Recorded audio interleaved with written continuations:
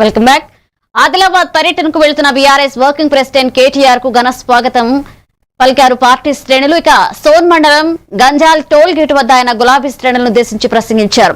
త్వరలోనే నిర్మల్, ముతోల్, ఖానాపూర్ నియోజకవర్గాల పర్యటనకు వచ్చి అందరినీ కలుస్తానని కేటీఆర్ తెలిపారు. ఇక మున్సిపల్ ఎన్నికల్లో పార్టీ విజయానికి కృషి చేసిన వారందరికీ ధన్యవాదాలు చెప్పారు.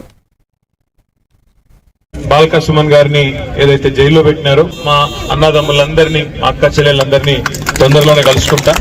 ఈరోజు మన సోదరుడు బాల్క సుమన్ గారిని ఏదైతే జైల్లో పెట్టినారో మరి మున్సిపల్ ఎన్నికల్లో అడ్డదారుల్లో గెలవాలని వారిని పరామర్శించడానికి మరి పెద్ద ఎత్తున మన ఎమ్మెల్యేల బృందం అందరం కూడా కలిసి ఆదిలాబాద్ పోతున్నాం. మరి స్వాగతం పలికినందుకు మీ అందరికీ ధన్యవాదాలు. తొందరలో మళ్ళీ వచ్చి మీ అందరినీ ప్రతి తాలూకాలో ఒక దినమంతా మీ దగ్గరే ఉండి కలుసుకొని అందరితో కూడా వ్యక్తిగతంగా ఫోటోలు దిగి అందరితో కూడా మాట్లాడి పూర్తి సమయం ఇచ్చి వెళ్తాను. మొన్న వీరోచితంగా మున్సిపల్ ఎన్నికల్లో వీరోచితంగా కొట్లాడినారు.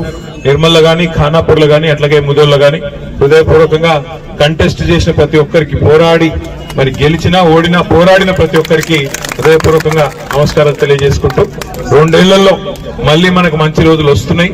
తప్పకుండా మళ్ళీ గులాబీ జెండానే నిర్మల్ జిల్లాలో ఎగురుతుంది.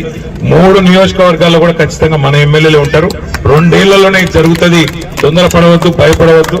ఇవాళ ఎవరో వాళ్ళు వీళ్ళు అడ్డం పొడవు మాట్లాడినా, ఇబ్బంది పెట్టినా ధైర్యంగా ఉండాలని చెప్పి మళ్ళొకసారి మనస్ఫూర్తిగా కోరుతూ వివిధ ప్రజా సమస్యలు తీసుకుని